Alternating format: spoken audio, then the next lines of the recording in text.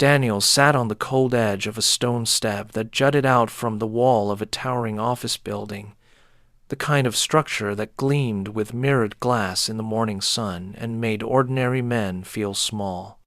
Around him, the city was already alive. Streams of polished shoes hurried past, heels tapping like drumbeats, briefcases swinging, cups of coffee steaming in gloved hands. It was the morning rhythm of downtown, purposeful, relentless, uncaring. To them, he was nothing more than part of the scenery. Another figure slumped near the wall, wrapped in a coat that had lost its color years ago, with hair too long and tangled to pass unnoticed, and a beard that made people turn their eyes away. His backpack, once military green, now faded to a shade somewhere between ash and dust, rested against the wall beside him. Inside were all the fragments of his life: a threadbare blanket, a dented tin mug, 2 pairs of socks, a box of matches, and a photograph so worn that the faces on it were blurred into shadows. He was 43 years old, though most would have guessed older. His name was Daniel Gray, though he rarely heard it spoken anymore. Names required recognition, and the world no longer recognized him. Instead, he answered to the muttered insults of strangers: bum, drunk, waste, or the most common, get a job. He never corrected them. Why would he? To the city, he was invisible. Yet once, Daniel had worn a uniform that carried weight. He had been an emergency medical technician, the kind of man who ran into the chaos others ran from. He had steadied hands when car crashes painted the asphalt with broken glass, had given calm instructions while families screamed, had kept fragile heartbeats alive long enough for hospital walls to take over. Saving lives had been his work, his purpose, but life has no respect for the men who serve it. A car accident had taken his wife on a rain-slick night. Medical bills had swallowed the savings he had built. His grief had driven him to silence, and silence had slowly eroded his career until there was nothing left but the streets. So he sat now, invisible against the glass towers he once entered through employee doors, holding his tin cup out of habit. A few coins clinked inside, enough for a coffee if the clerk was kind. He didn't beg. He simply sat. Sometimes people tossed coins. Most passed, as if he were made of stone. That morning, the air was cool but bright. The scent of roasted beans drifted from the cafe across the street, mixing with the fumes of passing buses. A vendor shouted the day's headlines near the corner, his voice lost under the hum of engines. Daniel let the rhythm wash over him, the sound of a city that didn't know he still breathed. Then, in an instant, everything changed. A sleek black car pulled to the curb across from him, its door opening with the smoothness of wealth. A young woman stepped out, tall, sharp, her movements precise. She wore a dark tailored suit that fit her like armor, heels that clicked against the sidewalk in a confident rhythm, and carried a leather folder pressed against her side. Even from across the street, Daniel could feel the aura around her. She wasn't just someone, she was someone. A CEO, perhaps. A woman who had risen high enough that the world bent slightly when she passed. Heads turned, conversations paused. People recognized power when it walked among them. Daniel's eyes followed her, not out of envy, but out of the quiet habit of watching. He had spent years observing crowds, noticing details others overlooked. And it was because of that habit that he saw what no one else did at first. The subtle falter in her step. She reached the crosswalk, and her stride slowed. Her hand pressed briefly against her chest, her breath catching like an engine misfiring. The folder slipped from her grip, scattering papers across the pavement like startled birds. She staggered, reaching for the glass wall of a building for balance, but her knees buckled before she touched it. Gasps rippled through the crowd. People halted, but only at a distance. Some lifted their phones instinctively, recording the spectacle of a powerful woman suddenly powerless. Others murmured, uncertain, waiting for someone else to act. Daniel was already on his feet. The old instincts roared back before thought could intervene. His tin cup clattered to the ground, coins spinning across the concrete, but he didn't care. He pushed through the ring of hesitant onlookers, their perfume and cologne briefly overwhelming him, their stares sharp with suspicion. "Give her space," he commanded, his voice stronger than it had sounded in years. He knelt beside her. Her skin was pale, lips tinged blue, her breath shallow and ragged. He pressed 2 fingers against her neck, weak pulse, irregular. His mind ticked through possibilities.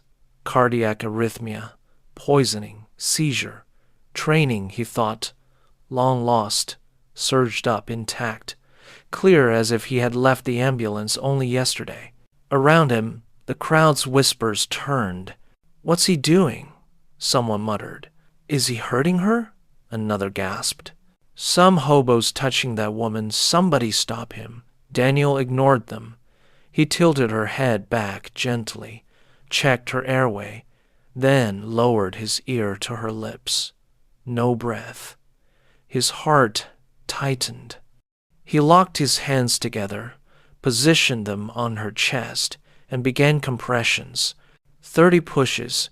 Steady, firm, each one a prayer. Stay alive. Don't leave yet. 2 breaths. 30 more. The crowd's noise swelled. A man in a suit barked, "Get off her! You're going to kill her!" A woman clutched her pearls, gasping. But Daniel's focus didn't waver. His world narrowed to rhythm and breath, pressure and release, life and death balanced on his palms. Then a sound, a desperate, beautiful gasp. Her chest rose violently, as if the body itself fought its way back to life. She coughed, her eyes fluttering open, confusion swimming in their dark depths. Relief swept through Daniel so strongly that his hands trembled. But gratitude was not what met him. 2 uniformed security guards shoved through the onlookers. One seized Daniel by the collar, yanking him backward so hard that his knees scraped the pavement. The other pressed him against the cold concrete wall, twisting his arm painfully. "Stay down," one shouted. "What do you think you're doing?" "I was saving her," Daniel rasped, his voice hoarse. "She wasn't breathing." "Sure you were," the guard sneered. "A bum putting hands on a woman like that? Don't lie." The woman, the CEO, was sitting upright now, supported by another guard. Her breaths were shallow but steady. Papers still fluttered on the ground around her. She looked at Daniel, her gaze sharp, even through weakness. For a heartbeat, he thought she might defend him, might tell them the truth. But her lips parted and released words that cut deeper than any blade. "Keep him away from me." The guards obeyed instantly. Daniel felt the roughness of their hands, the coldness of the stares from every direction. Phones still recorded, whispers still spread, and not one voice rose in his defense. Sirens wailed in the distance. Blue lights reflected against the glass walls as an ambulance screeched to the curb. Paramedics rushed forward, equipment clattering. Daniel tried to speak as they crouched beside her. "She collapsed," he said quickly. Pulse was irregular, possible arrhythmia. "Don't listen to him," one of the guards interrupted. "He's nobody, just a street rat trying to look important." The paramedics glanced at Daniel, suspicion clouding their faces, then turned their attention fully to the woman. They loaded her onto a stretcher, secured an oxygen mask, checked her vitals. Within moments, she was lifted into the ambulance. Her eyes did not look back at him. The doors slammed shut. The siren wailed again, and then she was gone. The crowd began to scatter, their curiosity satisfied. The spectacle was over. Phones slipped back into pockets. Shoes clicked away on pavement. The world resumed its rhythm, as if nothing extraordinary had happened. Daniel slumped against the wall, his hands still trembling. His cheeks scraped raw where the guard had shoved him. His chest heaved with something heavier than exhaustion. Anger, yes, but also sorrow. He had saved her life. He had given back the breath she had lost. And yet, in the eyes of everyone around him, he was still nothing more than a vagrant who didn't belong. But Daniel knew the truth. He had felt the weakness of her pulse, the sudden failure in her body. He had seen too many collapses in his years as a medic to believe this was simple exhaustion. Something about it was wrong, too sudden, too severe, and as her eyes had opened, just for a moment, he had seen something flicker there, not only confusion, but fear. She might have left in the ambulance. The crowd might have judged him and moved on, but Daniel couldn't move on. Deep inside, a certainty took root. This wasn't over. Somewhere between the glass towers and the alleys where he slept, a story had begun. A story binding a homeless man who had nothing and a woman who had everything, yet had nearly lost it all on a sidewalk. And though the world might ignore him, Daniel knew he couldn't ignore what he had seen. This was only the beginning. The city lights flickered against the windows of St. Augustine's Medical Center as night pressed down, the glass towers glowing like watchful sentinels. Inside, machines hummed and monitors beeped in careful rhythm, keeping track of a woman who had nearly slipped beyond their reach earlier that morning. Her name was Victoria Hale, though few ever used her first name. To the world, she was Ms. Hale, the 36-year-old Hale Dynamics, one of the fastest-growing tech firms on the eastern seaboard. She was the woman who had built her reputation on precision, on never showing weakness, on never needing anyone. And yet, only hours before, she had collapsed on a public sidewalk, her body betraying the image she had worked her entire life to protect. Now she lay propped up in a hospital bed, an IV in her arm, her mind still replaying the blurred seconds between walking confidently across the street and gasping for air on the pavement. What haunted her wasn't only the collapse itself, but the memory hazy, fractured of hands pressing firmly against her chest, a rough voice calling her back from the edge. She remembered his face, shadowed by exhaustion and dirt, eyes that carried both urgency and sorrow. A man who looked like he belonged nowhere near her world, and yet he had been there. "Miss Hale," a doctor said gently, stepping into the room. He was middle-aged, glasses slipping down his nose, eyes calm but serious. "I'd like you to know you were very fortunate. Whoever started CPR saved your life. Without those first few minutes, we wouldn't be having this conversation." Victoria's lips tightened. That man, the homeless one. They said he was interfering. The doctor shook his head. No. He did exactly what needed to be done. Perfect compressions, correct timing. Whoever he is, he knew what he was doing. The words unsettled her more than she cared to admit. Gratitude tangled with pride. Pride won, at least for the moment. She turned away, staring at the city lights beyond the glass. Meanwhile, Daniel sat hunched on a cold bench 3 blocks from the hospital, his backpack tucked beneath his legs as though it contained something worth protecting. His chest still ached from the roughness of the guard's grip. His cheek burned where concrete had scraped it raw. But none of that mattered.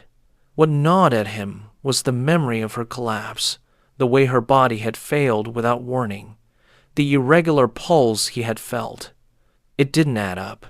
Healthy young executives didn't simply crumple on sidewalks unless something deeper was at play. Poison? A drug slipped into a drink? He couldn't know, but his instincts whispered that her life had been in danger long before she hit the ground, and he had seen that flicker in her eyes when she woke fear, sharp and real. 2 days passed before their paths crossed again. Victoria had been discharged from the hospital under strict observation. Her board urged her to rest, but her nature rebelled against the very idea. Instead, she left the building through a side entrance, determined to reclaim control. It was there, in the quiet of the service alley behind the hospital, that she saw him again. Daniel was sitting on the curb, nursing a paper cup of black coffee given by a volunteer. His beard was thicker than she remembered, his clothes still ragged, but his posture was steady. He looked up as she approached, his eyes narrowing slightly, not with hostility, but with wariness. "You," she said, her tone clipped. "Me," Daniel replied, calm. He set the cup down. "You're alive. Good." Her chest tightened at the bluntness. "I've been told. You saved my life." He tilted his head. "You've been told? You don't remember?" "I remember pieces." Her arms folded across her chest, a shield of habit. "I remember waking up to chaos. And you." Daniel gave a small shrug. "That's enough." Silence stretched. The city hummed in the distance, horns blaring, footsteps echoing. But the alley felt suspended. Finally, Victoria said, "Why did you help me?" Daniel's brow furrowed, as if the question itself was absurd. "Because you weren't breathing." "That simple?" "That simple." His gaze lingered on her, steady but not pleading. When someone's dying, you don't stop to ask if they're rich or poor, powerful or forgotten. You just act. Her throat tightened. No one had spoken to her like that in years. Not investors, not employees, not acquaintances who wanted her favor. For a moment, she saw not a vagrant, but a man who once carried purpose. She asked, quieter, "You knew what you were doing. How?" "I used to be an EMT," Daniel said. His voice carried no pride, only fact. "Long time ago, before."